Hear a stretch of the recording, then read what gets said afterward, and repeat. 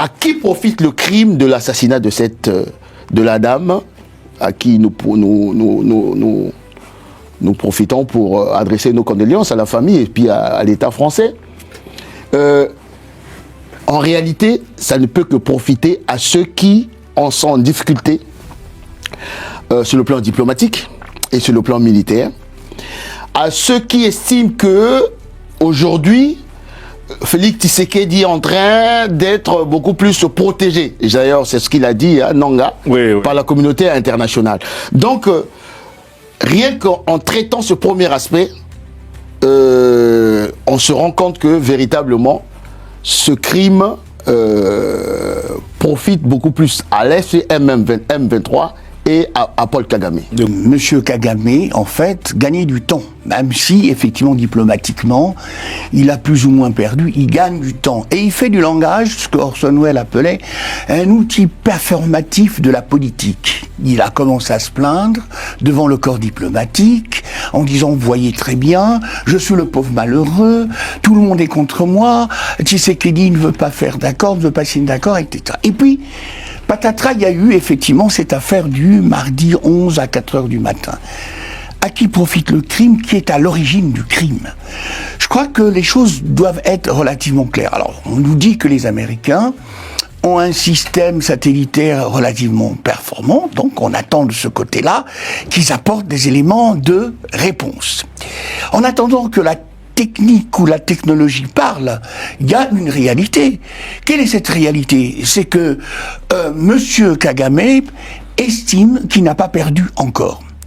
Tant qu'il lui reste effectivement un espace de survie politique, il veut progressivement amener les Européens, Madame Karine qui ont beaucoup, oui, qui est française. On reviendra sur les réactions, effectivement. Ouais. Et donc, ils veulent amener l'Union européenne à prendre position par rapport aux États-Unis et par rapport à Tshisekedi. Oui. Ça, c'est un élément important. Deuxième élément important, il faut quand même que l'on dise une chose. On a l'impression que cette guerre-là, que la RDC a du mal à la gagner à Goma. Bon, bien sûr, les rebelles sont à l'intérieur de la ville. Et que la RDC, effectivement, et leurs milices supplétives, les Ouazalembo, sont autour. Qu'est-ce qui fait que, globalement, la FDC a du mal à gagner cette guerre?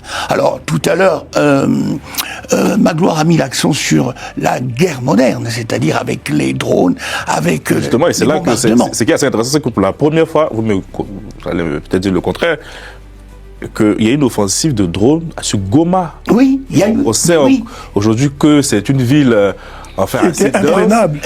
Mais bien sûr. Même au-delà même de cet aspect, je dirais, c'était très risqué de tenter une telle opération. Tout à fait. Alors, qui l'a fait et pourquoi? Voilà, pour le moment, on n'a pas de... Voilà, c'est ça. Attendons les enquêtes et on verra effectivement comment la vérité va décliner d'un côté ou de l'autre. Bon.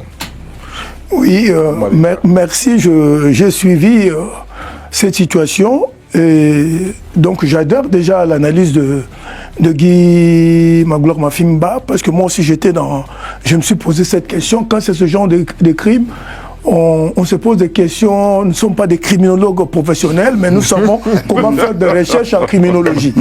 Et cette question de savoir à qui profitent des crimes a toujours été une question essentielle pour identifier les enjeux.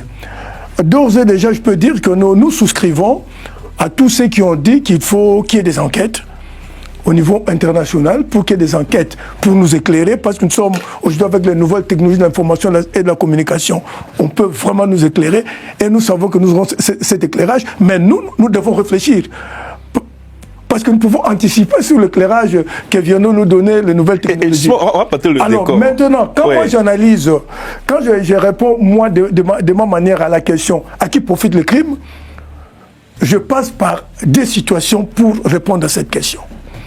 Je prends d'abord les discours de gens. Quels ont été les discours marquants cette semaine? Je parle du Rwanda d'abord. Parce que comme on l'a dit, quand nous parlons de drones, nous savions que tout ce qui est drone, brouillage de GPS, c'est une technologie qui vient du Rwanda. Donc c'est l'armée rwandaise qui utilise des drones du côté de l'armée congolaise a des drones aussi, depuis la guerre de Kisangani, un peu bien le fait décoller. Oui. Bon, ils ont bombardé plusieurs fois même Kisangani, donc ils ont le moyen pour le faire. Alors maintenant, le problème, c'est quoi?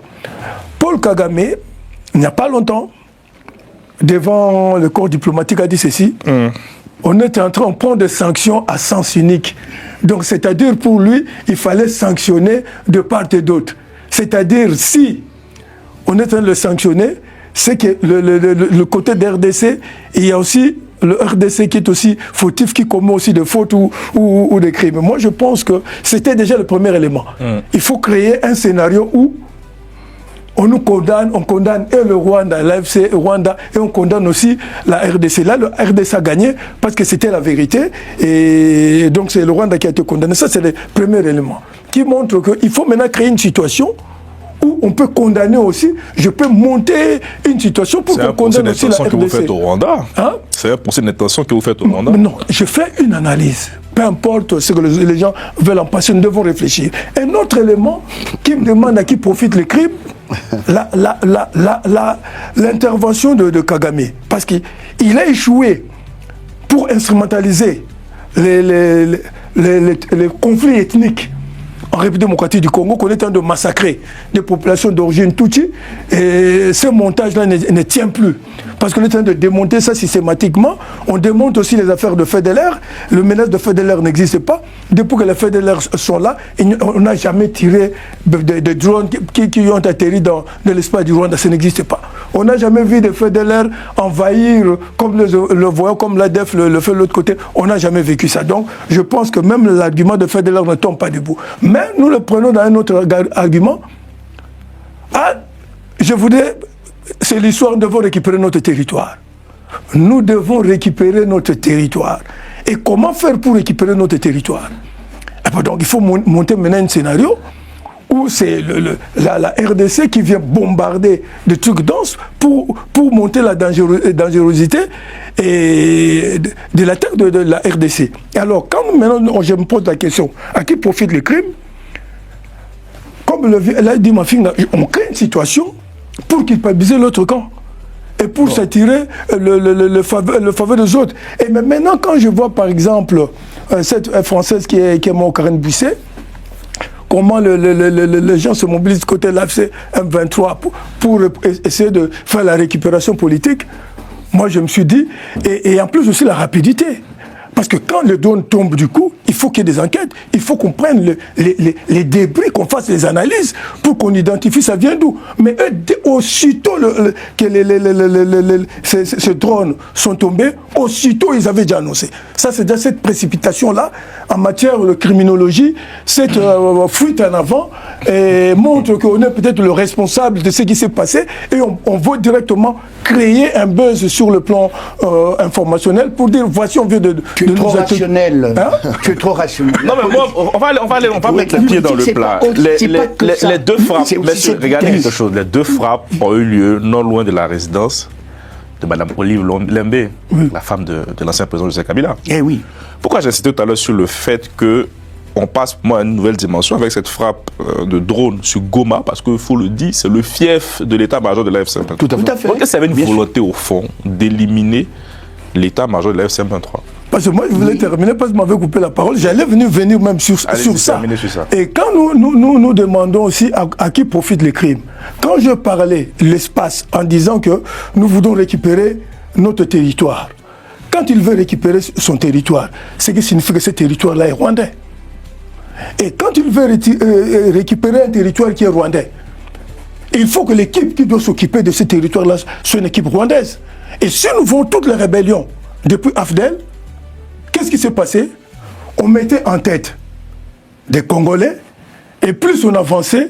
Non, mais pour faire ça, avant Mavinga, pour vous, il y a une piste selon laquelle c'est le Rwanda qui était le guide d'une telle opération dans le but d'éliminer ses propres leaders qu'elle a installés aujourd'hui. Parce qu'on a très bien dit qu'il y a une collision entre l'AFC et le Rwanda. Donc, il y a une forme de suicide aussi en interne. Bon, ça c'est le mais qui profite le crime? À la tête